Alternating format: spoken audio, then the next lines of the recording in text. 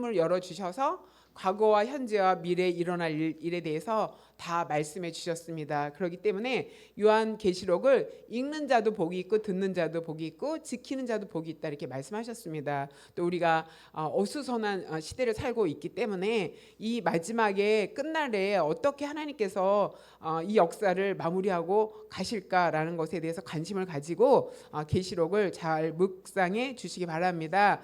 또 오늘 말씀은 그 예수님께서 돌보시는 교회, 교회는 어떠한 모습이어야 되는지 말씀을 통해서 한번 같이 생각해 보기로 하겠습니다.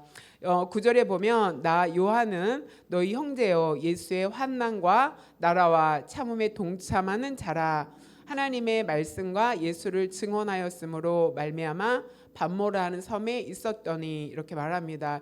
그러니까 요한이 그 요한계시록을 썼는데 예수님의 제자 중에서 요한이 가장 오래 살았어요. 그런데 이 요한이 나는 예수님의 제자, 가장 사랑받는 제자였고 사도잖아요. 그런데 그 너희의 형제다 이렇게 말하고 있어요.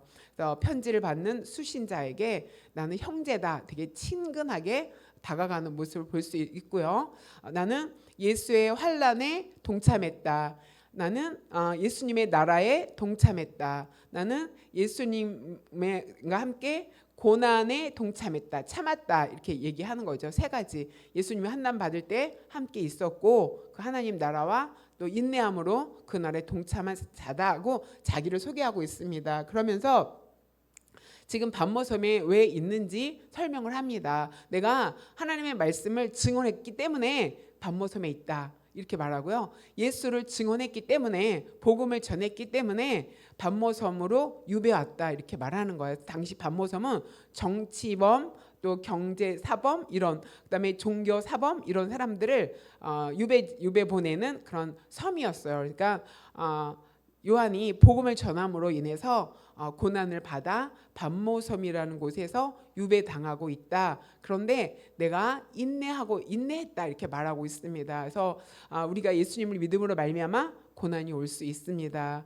또 예수님을 믿는 것이 내가 생각하는 것만큼 쉽지 않는 길을 가는 것일 수가 있습니다. 그러나 요한처럼 고난 속에도 인내해야 한다는 것을 여기서 말해주고 있습니다. 10절에 보면 요한이 내가 주의 날에, 내가 주일날, 내가 주님의 주의 날 예배하고 있을 때 이런 뜻이에요. 그래서 요한은 유배지에서 있었지만 환난과 어려움 가운데 있었지만 예배 드렸다. 예배를 멈추지 않았다라는 것을 여기서 말하고 있어요. 그래서 내가 하나님 앞에 주일날 예배하고 있었는데 성령께서 나를 찾아와 주셔서 내가 성령에 감동되었다. 그래서 내 뒤에 하나님의 음성이 들렸는데 나팔 소리 같은 큰 음성이 들렸다 이렇게 말해요. 그래서 우리가 말씀을 읽을 때 예배 중에 하나님의 음성이 들린다. 한 예배 가운데 하나님은 우리에게 말씀하신다라는 것을 여기서 말해주고 있어요. 그래서 우리가 예배를 통해서 성령이 감동이 되고 예배를 드릴 때 하나님께서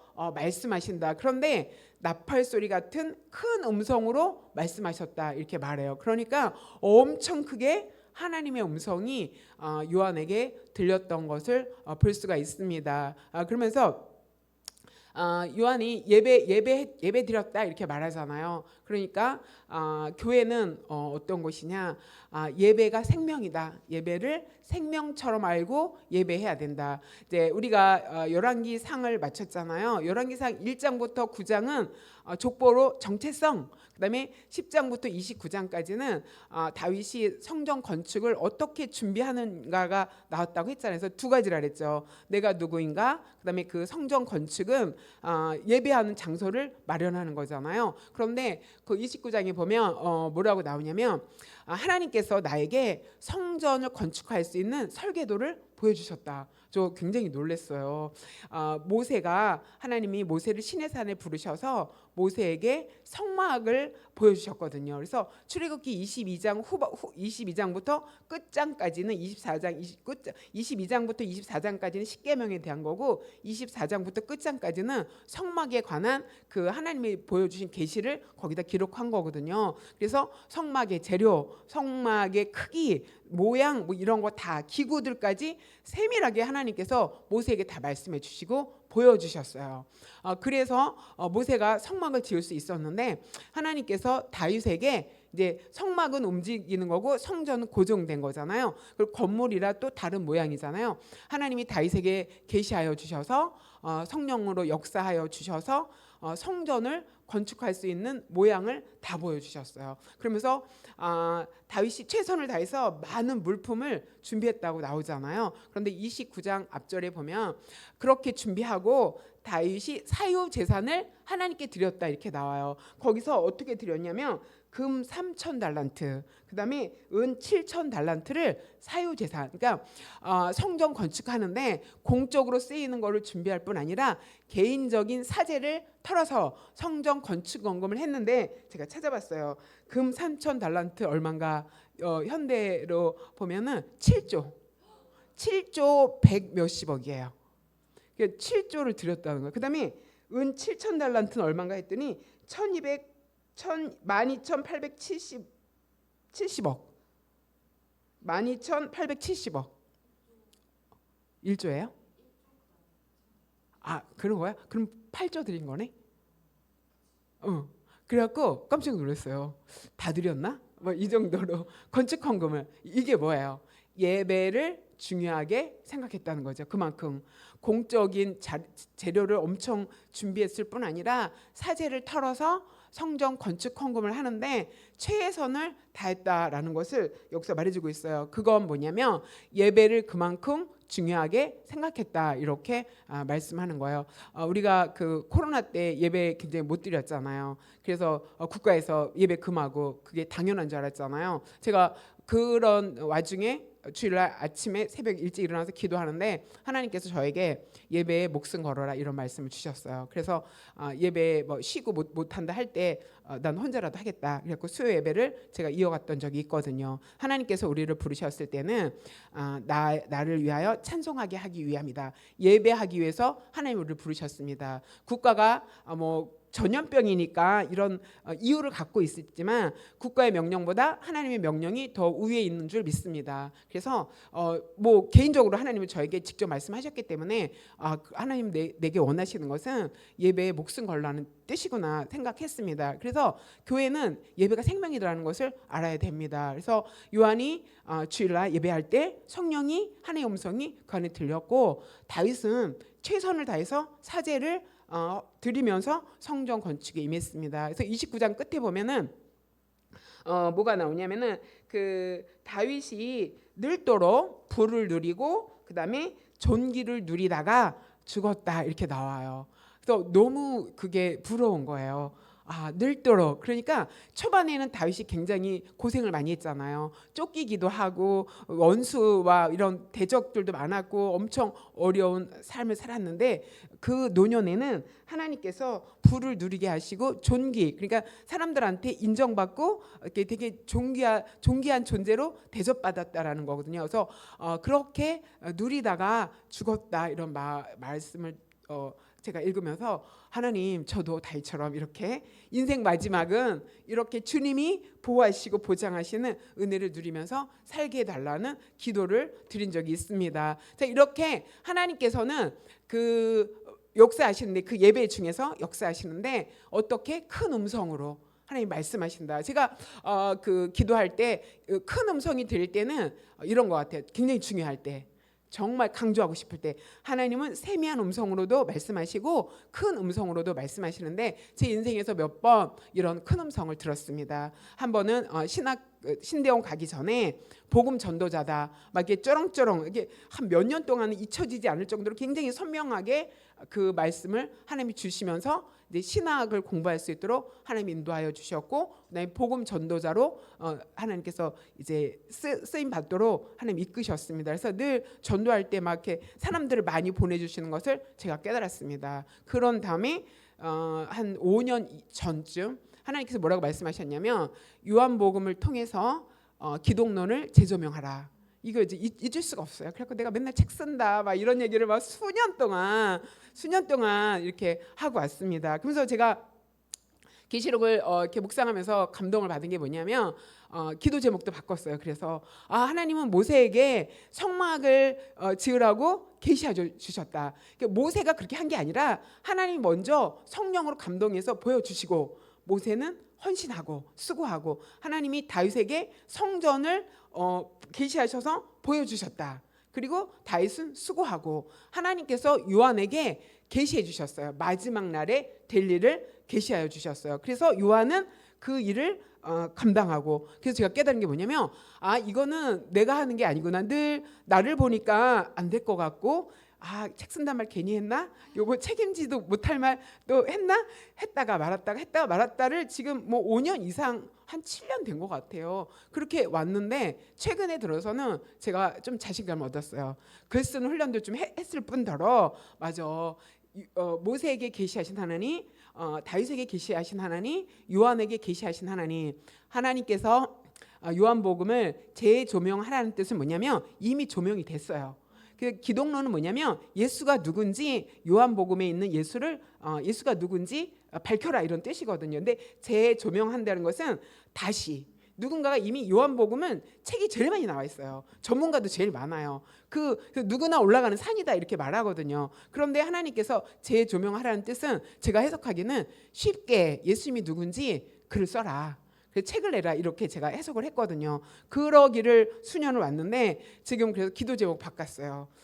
모세에게 계시하신 하나님, 다윗에게 계시하신 하나님, 요한에게 계시하신 하나님, 저에게 요한복음을 통해서 예수님이 누군지 계시하여 주시며 제가 대피라는 통로로 쓰임 받는데 그 수고를 하기 위해서 수년을 글 쓰는 훈련을 했습니다 지금. 그런데 약간 자신감을 얻어서 할 수 있겠구나. 그다음에 또 자신감을 얻은 건 뭐냐면 내가 하는 게 아니라 나를 보니까 안 되는 게 너무 많고 자신 없고 괜히 말했나 이렇게 후회하는데 나를 보니까 그랬는데 하나님을 보며 성령의 감동을 통해서 그것을 통해서 내가 쓰는 수고만 하면 되는데 그 쓰는 수고를 준비하는데도 수년이 걸린 거였어요. 그런데 하나님 주님이 계시하여 주시며 그렇게 계시하여 주셨던 것처럼 하나님이 계시하여 주시면은 제가 예수님이 누군지 요한복음을 통해서 밝히는 그걸 쉽게 글을 쓰는 그래서 믿는 자와 믿지 아니하는 자가 그 책을 읽고 예수님이 누군지 알 수 있게 제가 한번 해보겠습니다.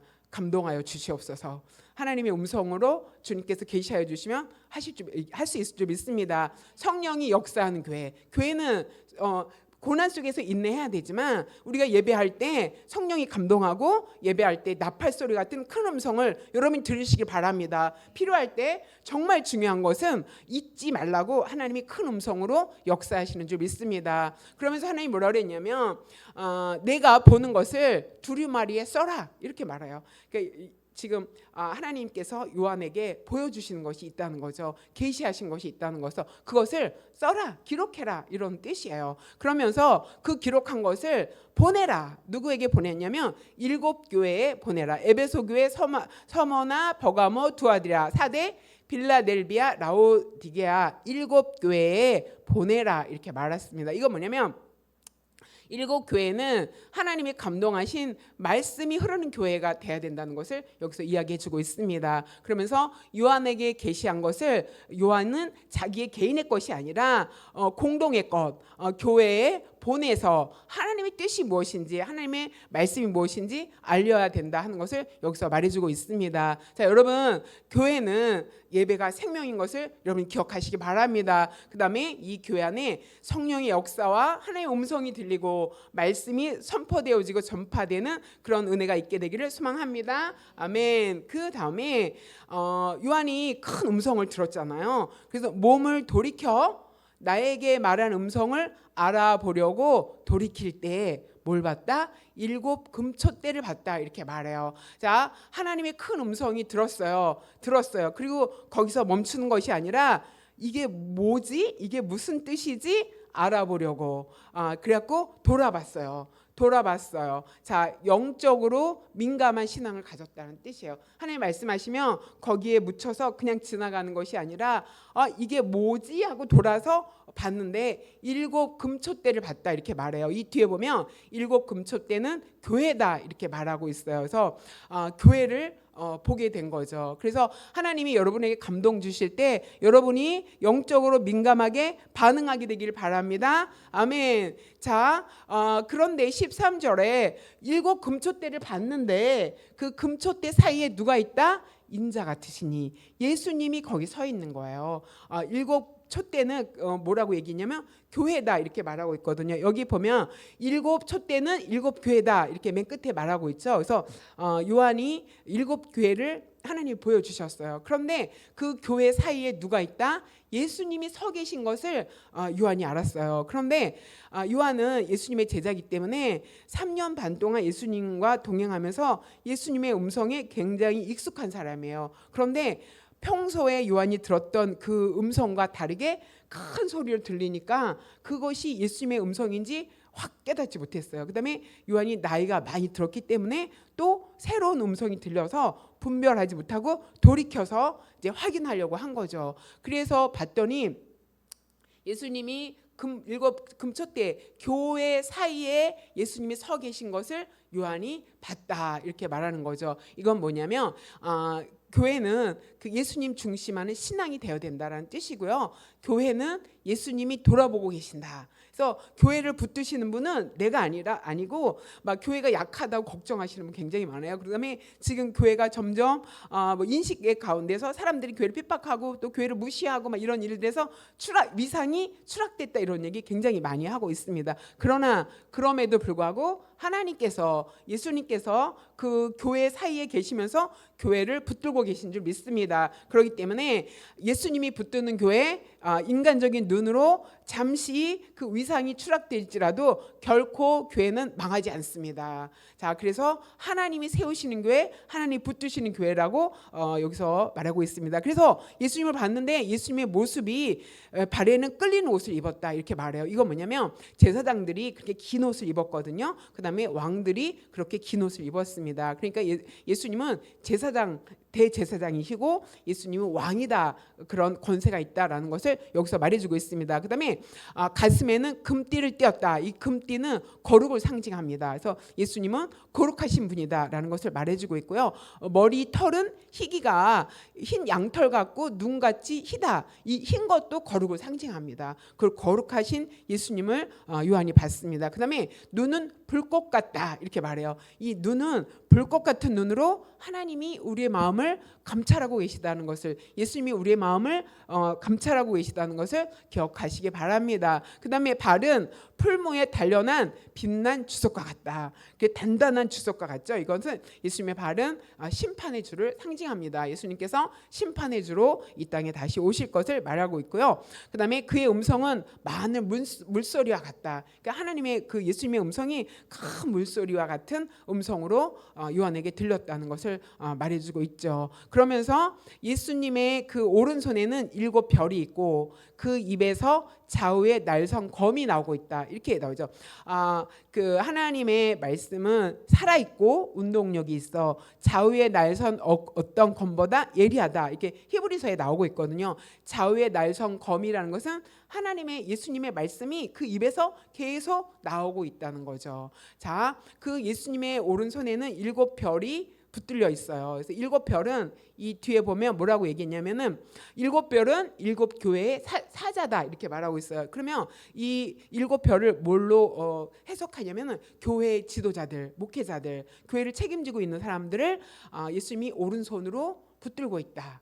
예수님이 오른손으로 붙들고 있고 그 교회 사이에 있고 그러면 교회를 주관하고 교회를 책임지시는 분은 누구다? 예수님이다라고 말하고 있습니다. 그런데 그 입에서 날섬 검과 같은 하나님의 말씀이 선포되고 있다 이렇게 말합니다. 그래서 교회는 말씀 중심의 신앙을 가져야 될 줄 믿습니다. 그렇기 때문에 여러분이 말씀을 늘 듣고 말씀을 묵상하고 또 말씀을 공부하고 말씀을 암송하고 늘 말씀과 가까이 하게 되기를 소망합니다. 그래서 예수님의 얼굴은 해가 힘 있는 것처럼 비친다. 빛을 비추는 것처럼 비춘다 이렇게 말하고 있어요. 자, 교회가 뭐예요? 7 별이라 그랬죠. 7 금초대라 그랬죠. 금초대는 불을 밝히는 거잖아요. 교회는 이렇게 세상을 밝히는 그런 사명과 역할을 감당해야 될 줄 믿습니다. 그래서 교회는 예수님이 붙들고 계시고 예수님이 돌보신다라는 것을 여러분이 꼭 기억하시기 바랍니다. 그 다음에 17절에 보니까 내가 볼 때 요한이 그 예수님을 볼 때 어떻게 됐다? 그 발 앞에 엎드러져 죽은 자 같이 됐다. 자, 예수님이 거룩한 분이에요.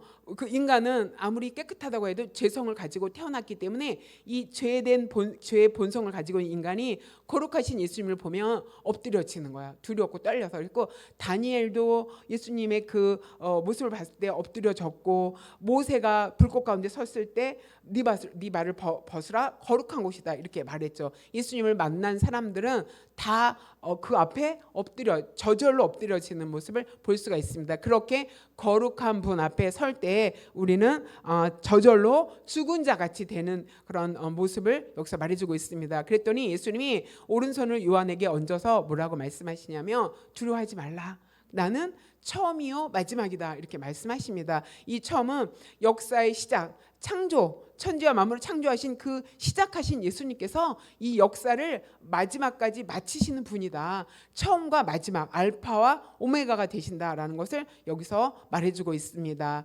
그렇게 예수님이 요한을 위로하면서 나는 처음이고 이 세상의 마지막을 내가 심판하셔서 심판해 주러 올 것이다라고 말씀하고 계셨습니다. 그래서 또 보니까 예수님이 뭐라고 말씀하시냐면, 나는 살아있는 자다 이렇게 말해요. 근데 전에 죽었었다. 이게 뭐냐면 예수님이 십자가에 죽으신 후 부활하셨다라는 것을 여기서 말해주고 있습니다. 그러나 지금은 나는 살아있다. 그 다음에 볼지어다, 이제 세세토록 살아있어서 영원토록 이제 살아계신다는 거죠. 그러면서 사망의 열쇠를 가졌고 음부의 열쇠를 가졌다 이렇게 말합니다. 사망의 열쇠를 가졌다는 것은 죽고 사는 그 권한이 예수님께 있다는 뜻이에요. 그 다음에 음부는 지옥을 말하거든요. 그러니까 천국에 갈 수 있을지 지옥에 갈 수 있을지 그 키를 가지신 분은 누구다? 예수님이다 이런 뜻이에요. 그래서 생명과 생사화복, 인간의 생사화복을 예수님이 결정하신다.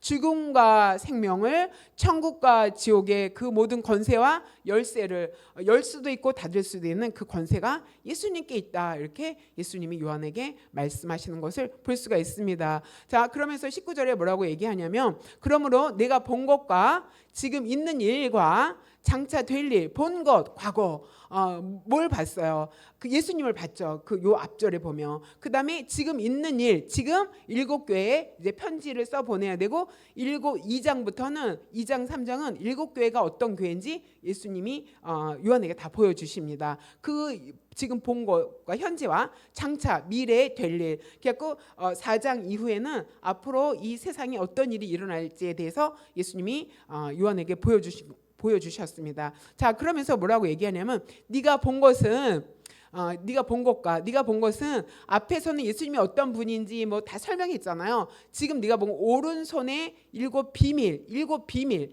별을 붙들고 있는 걸 봤고 7 금촛대를 네가 보고 있다. 이건 뭐냐면 교회와 교회를 책임지고 있는 사역자들을 네가 지금 보고 있다 이렇게 말해요. 그래서 7교회는 사자고 7 촛대는 7교회다 이렇게 말씀하고 계십니다. 그러면서 네가 본 것을 기록해서 보내라. 이건 뭐냐면 복음의 증인이 되라. 여러분, 내가 만난 예수님에 대해서, 내가 만난 하나님에 대해서 전하는 저 여러분 되시길 소망합니다. 요한만 복음의 증인이 되는 것이 아니라 내 인생을 통해서 내가 만난 예수님을 전해야 될 줄 믿습니다. 제가 며칠 전에 킹 오브 킹스 그 유튜브 그 영상을 올렸습니다. 그죠? 지금 북미 미국에서 엄청나게 대히트를 친 그 영화죠. 그래서 한국 애니메이션인데 이 감독의 그 신앙을 이제 나누는 그 새롭게 하소서잖아요. 여러분이 꼭 가서 확인하시기 바랍니다. 이 장성호 감독인데 이분이 이 영화를 만들기 위해서 10년 걸렸다고 하더라고요. 근데 우리나라 1세대 그 V 뭐라고 했는데 뭐라 그러지? 그 사람의 형상과 그 애니메이션을 이렇게 합쳐서 쓸 수 있는 그 기술이래요. 1세대 기술자라고 하더라고요. 그런데 이제 하나님을 믿는 신앙이 있기 때문에 이런 영화를 만들고 싶다라는 생각을 했는데 회사에서 하려고 하니까 개인의 단독적인 그 권한을 안 주니까 회사를 사임하고 지분을 가지고 나와갖고 이제 준비하는데 23명의 전문가들과 함께 준비했다고 하더라고요.